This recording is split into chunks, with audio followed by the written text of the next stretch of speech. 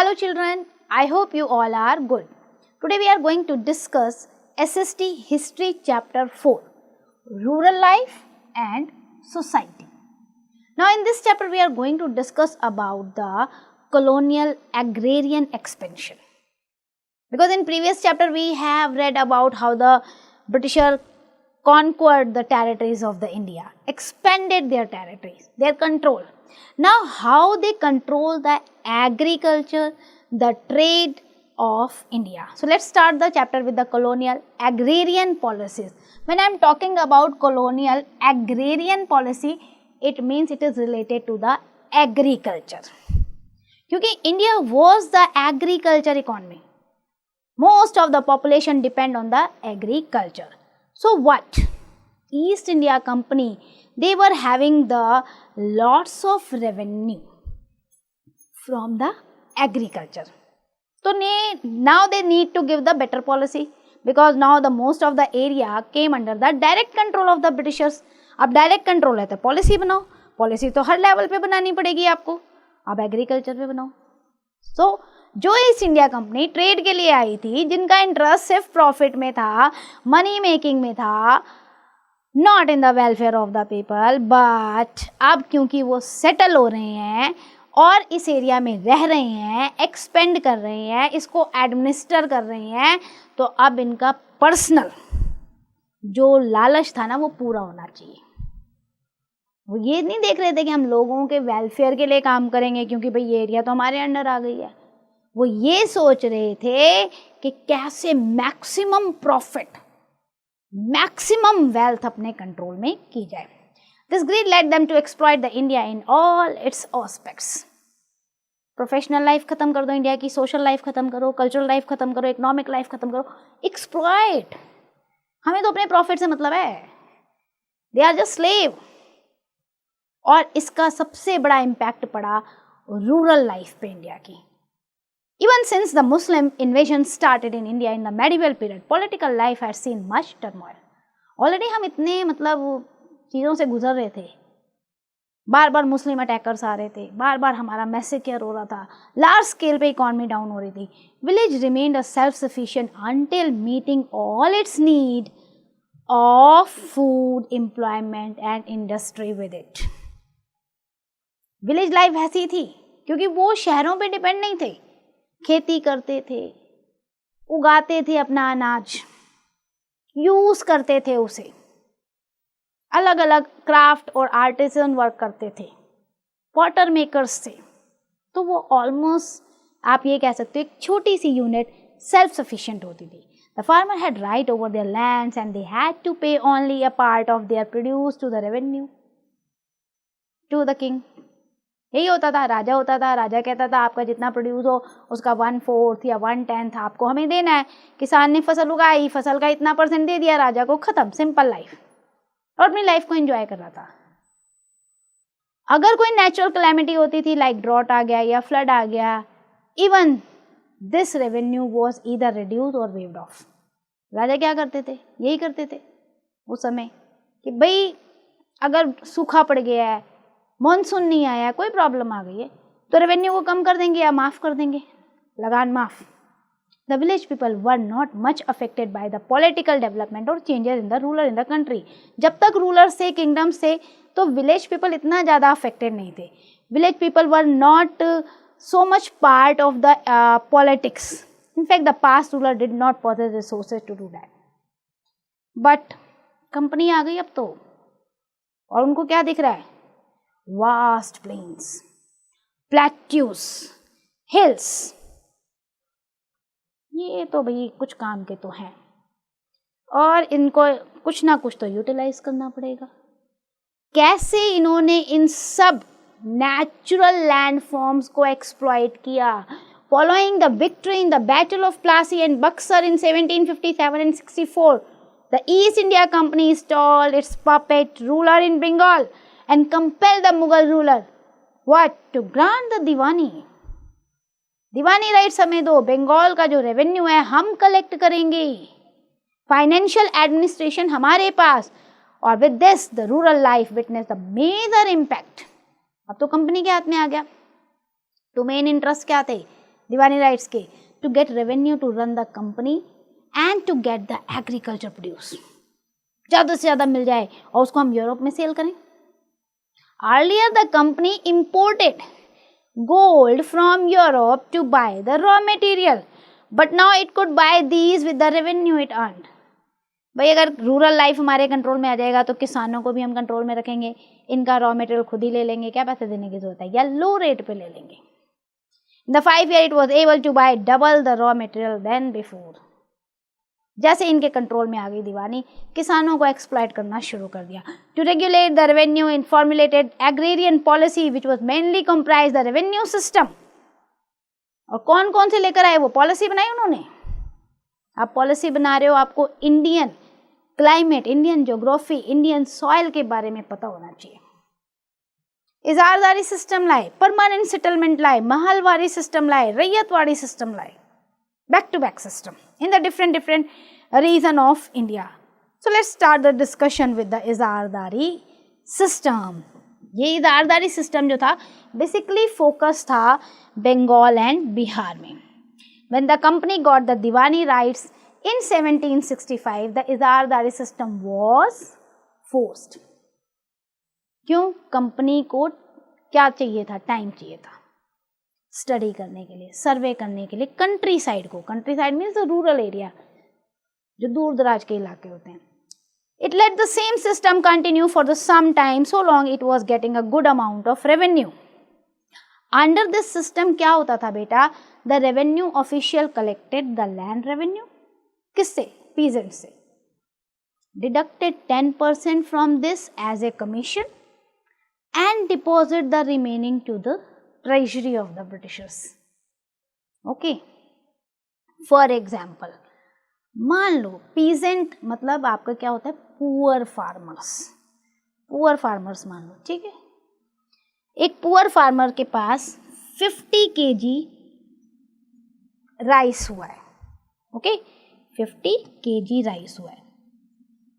अब ये जो रेवेन्यू ऑफिसर ब्रिटिशर्स ने बनाया था, वो क्या करता था, इनसे ले लेता था कि भाई आपको इतना परसेंट लेना है. लेट से वो 40 kg ले लेता था इनसे, 10 किलो इनके पास छूटता था, 40 kg ले लेता था. अब उसमें से क्या करता था, चुपचाप 10% अपने पास रख लेता था. 10% कितना हो जाएगा, अगर आप देखो 10% ऑफ 40 kg तो कितना आएगा, 10/100. Okay, then multiply by 40. वैसे तो सिंपल आपको आना चाहिए, बट मैं आपको मैथ्स भी सिखा रही हूँ. यहाँ पे 0 से 0 कर दो, कट कैंसिल हो गई, ये 0 से 0 कैंसिल, हेयर 0 से 0 cancel. So how much left, 4 kg. 4 kg वो अपने पास रख लेगा. ओके, अब 40 में से अगर 4 kg वो रख लेता है तो कितना बचा, 36 kg. 36 kg वो जो है ब्रिटिश ट्रेजरी में डिपॉजिट कर देगा. अब आप सोचो बेटा, जिसने पूरा साल मेहनत की है उसके पास क्या बच रहा है, ओनली 10 kg राइस. उसको वो खाएगा या बेचेगा या अगली फसल के लिए कुछ मेंटेन करेगा, बीज खरीदेगा या मैन्योर खरीदेगा, क्या करेगा. मतलब sometime it goes very high that the peasants were unable to pay the revenue.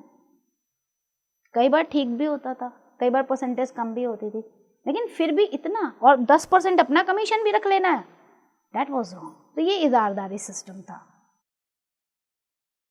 अब using its influence and power, the company ensured that the peasant paid revenue regularly. किसी ने भी नहीं दिया ना तो severe punishment. Sold their produce to it. As agriculture often faced the problem, क्योंकि irregular rainfall होती थी, monsoon dependent है, drought आ गया, revenue could not be predicted.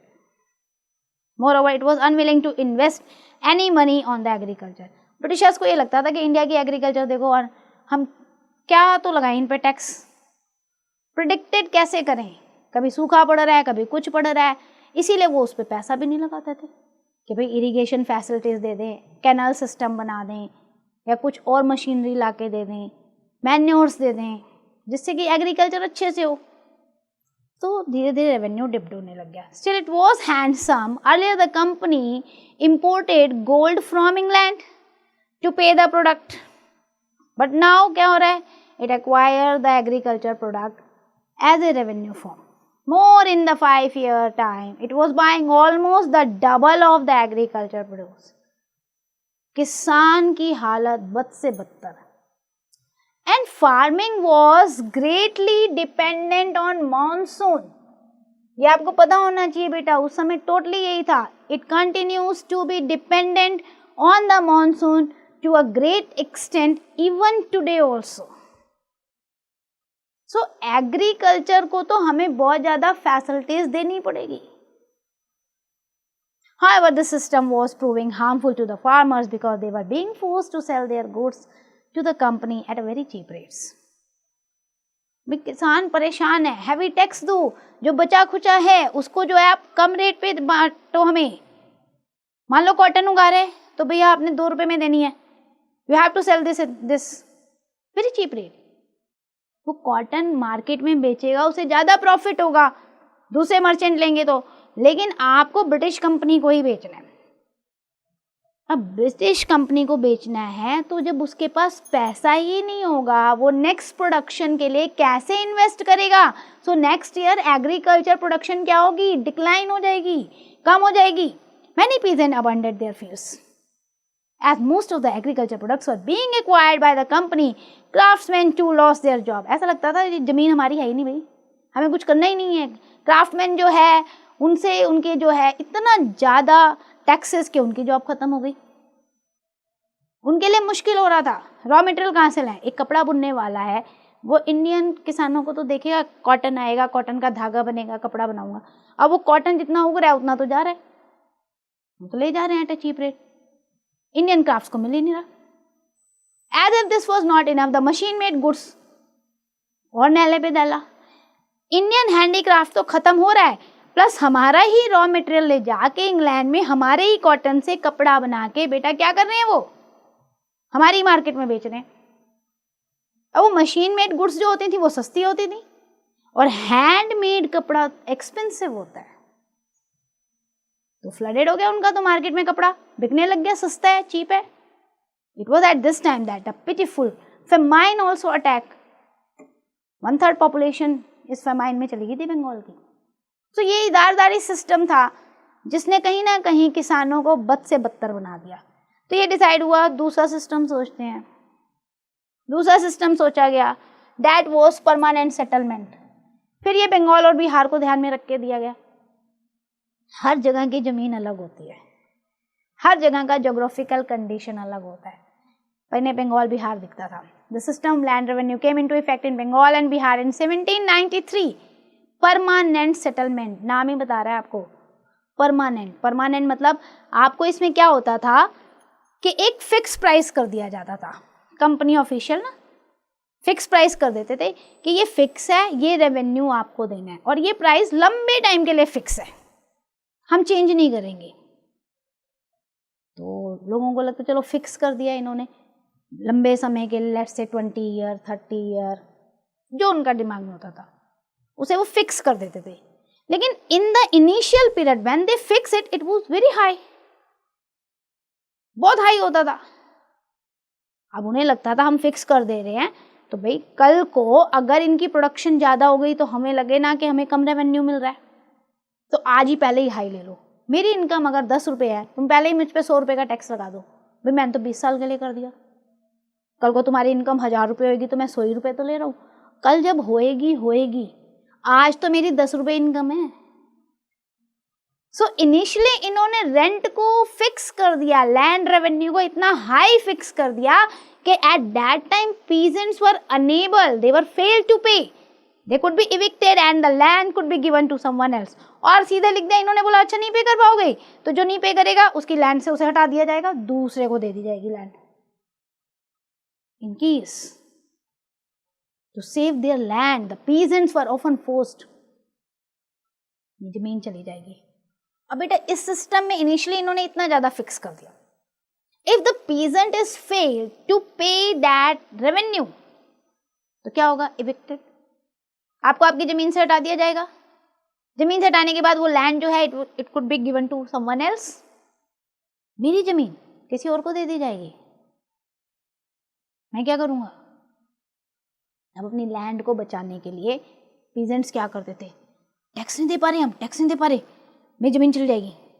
They started to take the loans from the landlords, from the bankers, from the money lenders. Loan लेते हैं, loan लेते हैं, loan दे दो, लोन दे दो, लोन लेके टैक्स दे रहे हैं। सोचो, they are going to caught in the डेब्ट ट्रैप। कर्जे के जाल में आएंगे वो, इधर से फंस नहीं रहे तो उधर से फंस रहे हैं। अब जो बैंकर है, जो मनी लैंडर है, वो जब उन्हें लोन दे रहा है हाई रेट ऑफ इंटरेस्ट लगा रहा है, बट सिर्फ जमीन को बचाने के लिए वो लोन ले रहे हैं, क्योंकि इतना प्रोडक्शन हो नहीं रही जितना उन्होंने हाई रेवेन्यू रखा है। while the peasants suffered and become landless।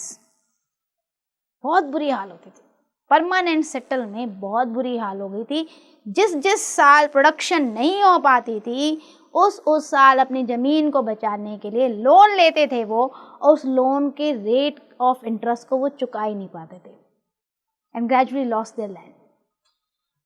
These zamindars, the new social class that emerged, they become loyal to the Britishers. उन्होंने अपने किसानों का साथ नहीं दिया, ब्रिटिशर्स का साथ दिया। The system was extended to Odisha, part of Madras, Banaras, etc. The system of permanent settlement was finally abolished by Government of India after independence in 1955। सोचो, इतना लंबे समय तक चला था। बीच में एक ऐसा समय आ गया था कि प्रोडक्शन बहुत तेजी से बढ़ी थी, तो उस साल ब्रिटिशर्स को लगता था इतनी ज़्यादा हो गई, हमने टैक्स कम लिया है, जबकि वो जो तेजी से बढ़ी थी वो पीछे का लोन चुकाने में चला जा रहा था। परेशान हो गए थे किसान, कुछ नहीं बचता था उनके लिए। बहुत सारे किसान तो लैंडलेस भी हो गए थे। Now the third system was introduce, that was the Mahalwari system. Focus किस पे किया गया? Punjab and western and central India. इसको इंट्रोड्यूस किया इन्होंने western Uttar Pradesh, part of Madhya Pradesh और पंजाब में 1822 में। इस सिस्टम में क्या हुआ कि ownership of land was vested in a revenue state, और वो जो रेवेन्यू स्टेट्स बनाते थे ना, जिसमें बहुत सारे फील्ड आते थे, उसे कहते थे महल। अब ये जो महल हैं, मे बी 1 या 2 गांव के पूरे खेत उसमें आ जाते थे। एक रिप्रेजेंटेटिव बनाया जाता था, कलेक्टर, जो महल टू महल जाता था और हर जमीन को जांचता था, हर प्लॉट को। अब वो पूरा क्या है, उसको देख रहा है, जांच रहा है, कितना लेंथ है, कितनी विड्थ है, कितनी फर्टिलिटी है इस जमीन में, अच्छा इसमें ये उग सकता है, इतना उग सकता है। सो हर प्लॉट को इंस्पेक्ट करने के बाद वो फिक्स करता था कि भाई इस सॉइल पे इतना प्रोडक्शन हो सकता है, तो ये फिक्स रेवेन्यू है। और ये जो रेवेन्यू फिक्स है ये इंटायर महल के लिए। Unlike the permanent settlement, the rate of revenue could be increase time to time. इसमें ये था, फिक्स नहीं था, जैसा प्रोडक्शन होगा, क्लाइमेट होगा, उसके अकॉर्डिंग हम रेवेन्यू को इंक्रीज करते रहेंगे। Rate of revenue were often increase arbitrarily, करते रहेंगे तो वो तो करेंगे, डिक्रीज तो कभी नहीं करेंगे वो। सो इन्होंने बेशक यहाँ पे प्लॉट को इंस्पेक्ट करके रेवेन्यू फिक्स किया, लेकिन उसको इंक्रीज कर दिया, फिर इंक्रीज कर दिया, फिर इंक्रीज कर दिया, डिक्रीज कभी नहीं हुआ। तो यहाँ पे भी धीरे धीरे लैंड वर्स्ट होती गई। अब नेक्स्ट सिस्टम जो आया, that was the Ryotwari system. It was focused in Madras and Bombay. Bombay means present day Mumbai और Madras means present day Chennai. In a bid to improve to permanent settlement system in the south, the ryotwari system was started. Under it, a रैयत, जिसे आप riot भी कहते हो, that is a peasant. South India है ना, this word was recognized as the owner of land. ये जमीन जो है ये किसान की है। He was required to pay land revenue. आप इस पे खेती करोगे और आप ही टैक्स दोगे, इंडिविजुअली बांट गई। It was done because there were no traditional जमींदार in the south. उस समय जमींदारी सिस्टम नहीं था वहाँ पे कि लैंडलॉर्ड हो, direct peasants. So peasants were required to deposit land revenue directly to the British official. treasury. The rate of revenue was as high as 50% of total produce. Was this tax? This need to think. You are giving the land right to the riots, peasant. So we feel happy. Oh, जमीन मेरी है, मैं खुश हो जाऊं. लेकिन आप फिर बॉम्ब एक फोड़ देते हो हमारे ऊपर. देखो, आपका जितना प्रोडक्शन होगा ना, उसका 50% बस 50% आपको देना है. If I am growing the 100 kg wheat, so 50 kg wheat I have to give to the British officials, British treasury. What left with me? 50% tax. The rate of revenue was as high. It's a pitiable condition of the peasants. Shame on us and shame on them. If a peasant failed to pay revenue, he was evicted from the land. और आप starting में कह रहे हो जमीन आपकी है और मैं टैक्स पे ना करूं तो जमीन उनकी हो गई. 50% कैसे भाई? 50% अगर आपको दे देंगे तो उनके पास जो बचता है उसको वो क्या सेल करेंगे और क्या घर पे रखेंगे, क्या नेक्स्ट क्रॉप के लिए बचाएंगे? That was ryotwari system. अभी जितनी भी पॉलिसी ये लेकर आए, इजारदारी, महलवारी, परमानेंट, रैयतवाड़ी, इनके इम्पैक्ट देखो क्या हुए, क्या इफेक्ट पड़ा. While the rates of revenue were increased, decrease तो वर्ड ही नहीं आ रहा कहीं. Time to time, no steps were taken. आप अगर रेवेन्यू को, टैक्स को बढ़ाई जा रहे हो, सो आप एग्रीकल्चर फील्ड में कोई टेक्नोलॉजी ला रहे हो, कोई रिफॉर्म ला रहे हो, कोई इम्प्रूवमेंट ला रहे हो, कोई फैसिलिटीज दे रहे हो जिससे उनकी प्रोडक्शन बढ़े? नहीं, वो तो कंप्लीटली मॉनसून पे डिपेंड है. Failure of the monsoon brought about the drought and the famine. बहुत ज्यादा सफर होना पड़ा. Second, high rate of land revenue. क्या होगा? इनकम क्या है? बहुत कम. जब मैं आपको 50% दे रही हूँ, मेरे पास कुछ नहीं बच रहा. कोई भी परसेंट आपने लगाया टैक्स का, मेरे पास इनकम नहीं बच रही. So they were unable to invest in land और फार्मिंग टू. उनके पास खुद इनकम नहीं बच रही है कि भाई वो अपनी खेती में कुछ इन्वेस्ट कर सकें. अब क्या करेंगे? लोन लेंगे. लोन लेंगे मनी लेंडर से, उस लोन का हाई रेट ऑफ इंटरेस्ट चुकाएंगे. विक्शिशियस साइकिल ऑफ डेब्ट ट्रैप, कर्जे के जाल में फंस जाएंगे जहां से उन्हें कोई नहीं निकाल सकता. No one can rescue them. Third, many zamindar had a large areas to cultivate and collect land revenue. जमींदारों के पास क्या बड़े बड़े फार्म हाउस हैं, बड़े बड़े लैंड होल्डिंग है. वो क्या करते हैं? अपॉइंट करते हैं लोगों को, भाई मेरी जमीन आपको कल्टीवेट करनी है, और collect land revenue for them. They brought into existence a new class of middlemen. They exploited landowner, peasants, made the paupers and finally stretched their land. So जमींदारों ने आकर तो और peasants को बर्बाद कर दिया. Then the size of land holdings decrease. India में ये भी एक प्रॉब्लम है ना, प्रॉपर्टी जो शेयर होती है, हायरार्की सिस्टम. अगर पापा की डेथ हो गई तो उसके 4 बच्चे हैं, तो उन 4 बच्चों में जमीन डिवाइड होएगी. फिर उन चारों के अगर 2-2 भी हो गए तो 2-2 में डिवाइड होगी. तो लैंड साइज तो छोटा होता जाएगा ना, अगर वो जॉइंट फैमिली में नहीं रह रहे तो लैंड साइज स्मॉल हो रहा है. और ये भी एक कारण था, अगर स्मॉल हो रहा है तो वो कुछ भी नहीं उस पर उगा पाएंगे. ये भी एक बहुत बड़ी प्रॉब्लम थी. Zamindars were able to acquire more and more land. और जमींदार क्या थे? They were loyal to the companies. Britishers के लॉयल थे. तो जब ब्रिटिशर्स के लॉयल हैं तो पीजेंट्स के लिए कुछ नहीं करेंगे. Earlier the peasant did other work with in their free time. कुछ हाउस होल्ड आर्टिकल्स बना लिए, क्लोथ बना लिया, रोप बना ली, बास्केट बना ली, वो भी उनका इनकम हो जाता था. बट अब तो वो बेचारे परेशान हैं, उनका क्राफ्ट प्रोडक्शन तो खत्म ही हो गया. The company introduce the machine made goods. तो जो हाथ से बनी चीज़ों को बेचते थे वो भी एक इनकम, सोर्स ऑफ इनकम जो है वो खत्म हो गया. सो एग्रीकल्चर तो खत्म हो ही रही है, जो आर्टिजन वर्क है वो भी खत्म हो रहा है इन रूरल इकोनॉमी में. अब क्या आ रहा है? Growth of commercial crop. हम फूड क्रॉप उगा रहे थे, और हम कमर्शियल क्रॉप पर आ गए, British East India Company acquired diwani rights for two main purpose, to get land revenue, जो उन्हें चाहिए ही चाहिए था. The goods made from these raw material in European factories were cheaper and better, yet they made the company even a higher profit. So land revenue जो था वो fix था total production पे. अभी क्या है, as the food grains were not costly, तो इन्हें लगा कि हम फूड ग्रेन्स क्यों उगा रहे हैं, why not we are moving to the cash crops, the crops which are having the commercial value. So to serve these double purpose, एक तो रॉ मटेरियल हमें मिल जाए, लैंड रेवेन्यू हमें मिल जाए, सब कुछ इन्हें मिल जाए, अपने इस पर्पस को सर्व करने के लिए इंक्रीज करनी है अपनी इनकम.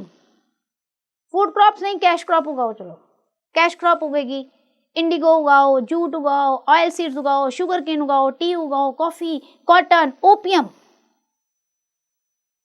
इसको उगाने से खाएंगे क्या, इसको उगाने से बेचेंगे, चलो हम बेच लेंगे, बेच के हम फूड क्रॉप कहीं और से खरीद लेंगे, पर उतना भी तो आप किसानों के साथ नहीं छोड़ते ना.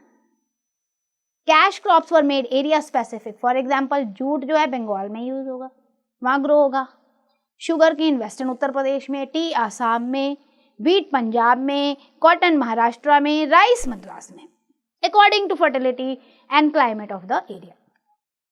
बिगनिंग में पीजेंट्स को लगा अरे हैप्पी हैप्पी, समझ नहीं आई उन्हें बात, कैश क्रॉप है, मार्केट में बेचने वाली है, हम बेचेंगे, अच्छी इनकम होगी हमें. In the same type of crop rendered there land infertile. बाद में पता चला धीरे धीरे ये वो क्रॉप्स हैं, स्पेशली इंडिगो, जिस जमीन पे ज्यादा टाइम के लिए उग जाए ना वो जमीन बैरन हो जाती है कुछ सालों बाद. और फूड ग्रेन कौन उगाएगा अगर सारे कैश क्रॉप उगाएंगे, फूड ग्रेन की एरिया कम पड़ गई तो हम खाएंगे क्या, शॉर्टेज ऑफ फूड हो जाएगी. कैलेमिटी आ गई ना, अगर सूखा पड़ गया तो सब मरेंगे. ये सोचा ही नहीं और ये हुआ. नोएट में देखते हैं बेटा, a cash crop is mainly grown for the sale purpose, to sell in the market, like sugar cane है, कॉटन है, टी है, स्पाइसेस है, तो ये सेल पर्पस के लिए ही होती हैं. अब पीजेंट्स की हालत बुरी हो रही है, अब बुरी हो रही है, डिसकंटेंटेड हो रहे हैं, तो अब रिवोल्ट करेंगे. The revenue policy of East India Company worsened the condition of the peasant in all over the India. So to sustain, they were have to face lots of problems. Naturally, in this condition, they are going to be protest. Large number of small or big peasants revolt occurred almost in all of the India. कुछ revolt के बारे में पढ़ते हैं. Almost 1/3 population जो बंगाल की थी वो 1770 के फेमाइन में वैनिश्ड हो गई. About 1,10,000,000 people died of it. Mismanagement, exploitation of the company, उसकी वजह से सूखा पड़ा और लोगों को समझ में आया 10 मिलियन लोगों की कोई वैल्यू नहीं है और ब्रिटिशर्स ने कुछ भी नहीं किया, जबकि अनाज उनके पास था. स्टारवेशन से लोग मर गए और उन्होंने बंगाल के जो बचे कुचे किसान थे उन्होंने क्या कहते हैं उसके अगेंस्ट प्रोटेस्ट कर दिया, रिवॉल्ट कर दी, जिस रिवॉल्ट को सन्यासी, फकीर, इन सब ने भी ज्वाइन किया. Soon the wave of revolt spread to the many part of the eastern India. British had to struggle along using the force to suppress it.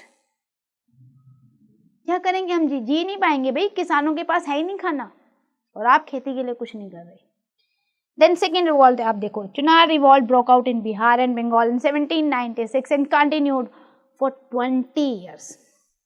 Peasants in सतारा, चित्तूर, सूरत, उन्होंने भी रिवोल्ट की and protest against the high rates of the land revenue.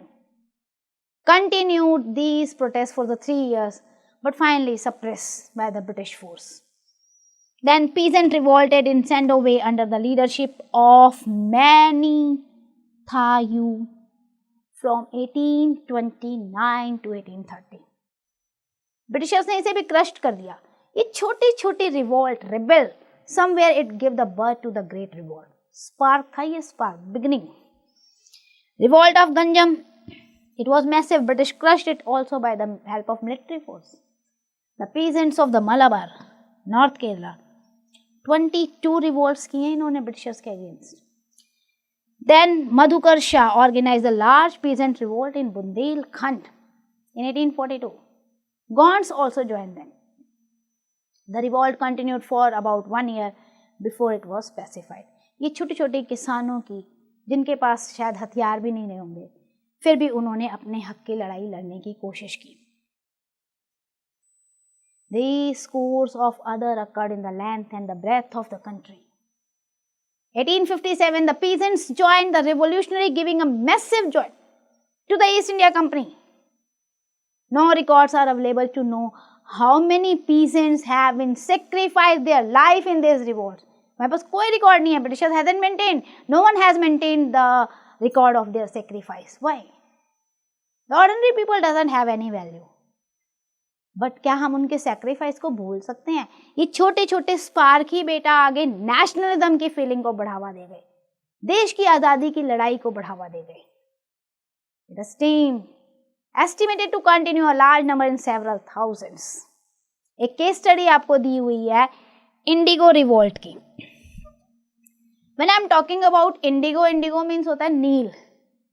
White कपड़ों पे लगता है ना, white कपड़ों की चमक को बनाए रखने के लिए आपकी ऐड भी आती है, उजाला 2 बूंदों वाला, ऐसे है ना. सो वो ब्लू कलर के होते हैं, उसको पानी में डालो, वाइट कपड़ा डालो तो शाइनिंग हो जाता है. तो अभी तो ये इंडिगो जो है बेटा ये केमिकल से बनता है, but at that time Indigo की कल्टीवेशन होती थी.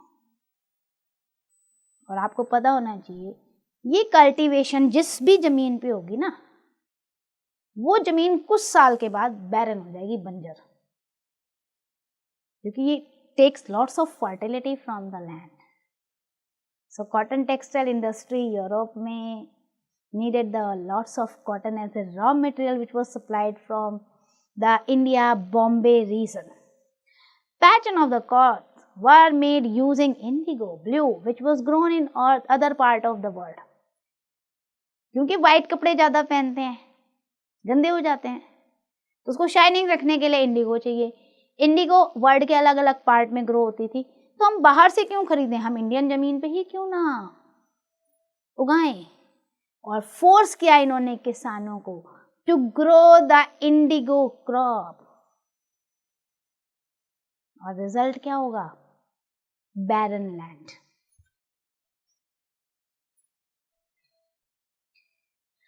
Now the land becomes unfit for the rice cultivation and this resulted in the degradation of the cultivable land.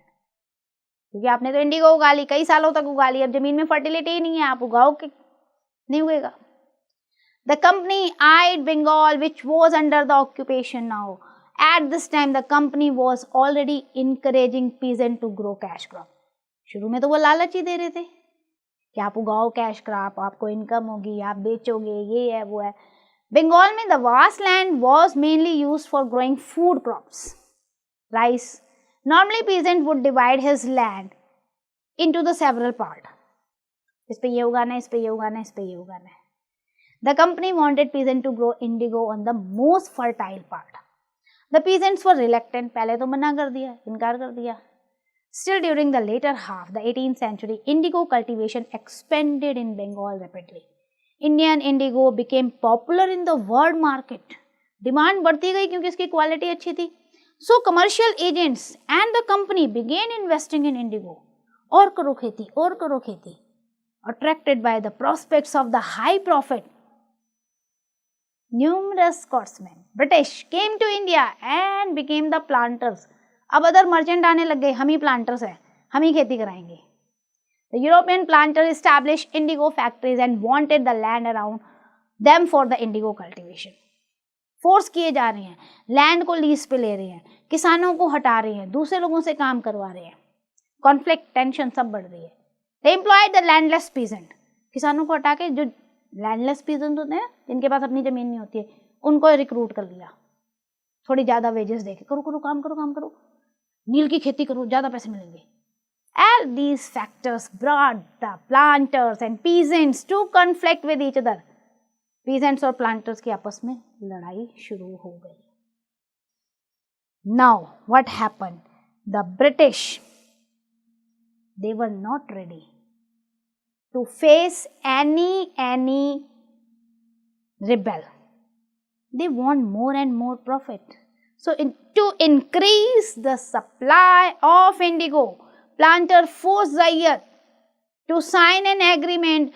Under 8 cultivators were given cash advance. Force किया, लालच दिया, हम आपको advance दे रहे हैं, आप करो खेती. अब एडवांस में पैसा देख के ज्यादा कई किसान लालच में आ गए और उन्होंने ये भी कहा, but with the promise to produce indigo at one least 1/4 of the land holding, कि आप एटलीस्ट आपकी जितनी जमीन है ना उसके 1/4 पे आप इंडिगो उगाओ. कैश एडवांस देख के कई किसानों ने उगाना शुरू कर दिया. टेम्पटेड हो गए as they were poor, but soon they realise what they had done. This is the harsh system. The price for their indigo was very low at the cycle of loans were never ceased. शुरू में लालच दे के आपने, cash दे के आपने हमसे खेती करा ली, एडवांस लोन. जब हमने उगा लिया, अब हम आपको बेचने जा रहे हैं, तो हमने आपको एडवांस दिया था ना, तो उस हिसाब से मैंने आपको 100 रुपये दिए थे, तो इंडिगो तो मैं 2 रुपये के हिसाब से खरीदूंगा, तो 40 कितना हुआ, 40 किलो का 2 रुपये के हिसाब से 80 रुपया हुआ. तो ठीक है, 20 रुपये मेरे वापस करो. ये क्या था? मतलब जितना एडवांस आपने दिया उससे ज्यादा आपने हमसे ले लिया. तो अब उन्हें रियलाइज हो गया कि ये तो हमें फंसाने के लिए एक जाल फेंका था उन्होंने एडवांस कैश का. अब हमारे वो कह रहे भाई 2 रुपये का क्यों खरीदोगे, आप ज्यादा का खरीदो. बेटा मैं एग्जाम्पल दे रही हूँ रेट का. Rate were fluctuated eight that time. मैं आपको एग्जाम्पल दे रही हूँ 2 रुपये 4 रुपये. कहने का मतलब ये है, उन्होंने रेट कैश क्रॉप का, इंडिगो का इतना कम कर दिया कि किसान के पास कुछ बच ही नहीं रहा था. अब तो रिवॉल्ट हो गई इंडिगो कल्टीवेटर्स की. 1857 the massive uprising occurred, popularly called the first war of independence. 1857 की क्रांति. The British were tackling and crushing it when the indigo cultivator rose in the rebellion in Bengal in 1858. Thousands of farmers refused to grow indigo. हम नहीं उगाते, नहीं उगाएंगे अब. They were forced. They took up the arms and attacked the indigo factories. Even women came out, attacked the lathi-wielding men of the planters. The zamindars too came in the support of the revolt because they were being forced to lease their land to the planters. अब unite हुए ये peasant, women, जमींदार. The British was having the tough time in 1857 क्योंकि ये revolt तो बहुत ज़्यादा लंबी चली थी, 1 साल चली. They do not wanted the another popular revolt, so they tried to pacify the situation. 1857 की क्रांति हमने झेल ली, अब दोबारा अगर इस तरीके की क्रांति होगी तो बहुत मुश्किल हो जाएगी. कुछ तो इसका सोल्यूशन निकालना पड़ेगा. Queen Victoria of England herself advised not to sow indigo in India. After this time the chemical indigo was invented. अब क्वीन विक्टोरिया ने मना कर दिया, कोई इंडिगो नहीं उगेगी, ऑर्डर दे दिया, एडवाइस दे दिया, और तब तक फॉर्चुनेटली केमिकल इंडिगो भी आ गए थे. सो इंडिगो की डिमांड धीरे धीरे डाउन होनी शुरू हो गई, but it was still needed. How the now the British were shifting their attention to the areas. Bengal से उन्हें जाना पड़ेगा, बिहार चलते हैं, बिहार में करके देखते हैं. The peasant got respect. In 1918 Mahatma Gandhi ने वहां पे एक सत्याग्रह लॉन्च कर दिया, ऑर्गेनाइज किया. That was known as Champaran movement और Champaran satyagraha. Revolt brought to the fore the plight of the indigo peasants. Number of poets, writers came in their support. इसी में एक बुक लिखी थी नील दर्पण. नील दर्पण जो है दीनबंधु मित्रा ने लिखी थी. उन्होंने दर्द लिखा था किसानों का जिनसे जबरदस्ती इंडिगो की खेती कराई जा रही है. गाना गाते थे लोग, several song, poems composed, way of participating in the revolt. लोग जब ये गाने गाते थे ना, इंडिगो प्लांटर्स, इंडिगो जो प्लांट करवा रहे थे उनके अगेंस्ट में, तो ये समझ में आता था ये सारे लोग रिवोल्ट में शामिल हैं, यूनाइट हो रहे हैं. So indigo revolt showed that the suppressed can not be kept enslaved to the infinity. हम भी रिवोल्ट कर सकते हैं अपने हक के लिए.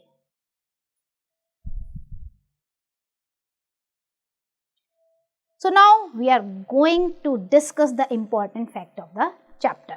What we have discussed. Only aim of the East India Company to make money anyhow. The company acquired the Diwani rights to get revenue and get raw material. The economic policy of the British brought about a great change in the agriculture and the craft of India. Then old system of Izardari was allowed to continue until the permanent settlement was enforced, and after that Mahalwari, and then after that Raiyatwari enforced. Then compulsion of growing cash crops. It led to the serious food scarcity in India. High rate of land revenue deteriorated the condition of the cultivators. Company forced peasants to grow only the cash crops. Peasants' revolts were expression of their plight, what they were suffering at that time. Indigo planter exploited the peasants in Bengal, resulting in the indigo revolts. So that's end for the chapter. I hope you understand each and every concept. Now it's your turn. Do the exercise carefully.